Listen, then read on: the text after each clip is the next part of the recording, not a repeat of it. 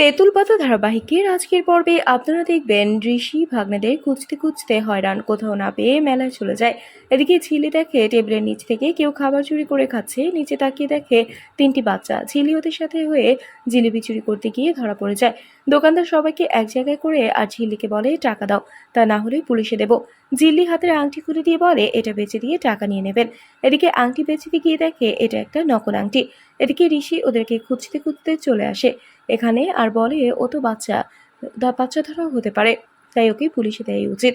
এই বলে পুলিশের কাছে নিয়ে যায়। পুলিশ ঝিল্লিকে অ্যারেস্ট না করে বলে ও মেয়ে তো কোনো সমস্যা পড়তে পারে বা অন্য কোনো সমস্যা থাকতে পারে, তাই আমাকে কিছুদিন সময় দিন, আমি সবটা আগে দেখিনি।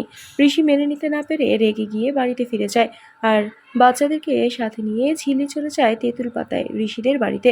এদিকে গ্রামের লোক গিয়ে তেঁতুল পাতায় বলে আসে যে ঋষি বিয়ে হয়ে গেছে, ঋষি বিয়ে করে বাড়িতে ফিরেছে। এটা শুনে বাড়ির লোকজন অনেক চেঁচামেচি করতে থাকে। এদিকে ঝিলিকে নতুন বউয়ের সাথে বাড়ির গেটে দেখে ঋষির বড় মা বরণ করতে এগিয়ে আসে আর তখন বাড়িতে ফিরে ঋষি। কি হবে এবার, সবটা জানতে সাথেই থাকুন।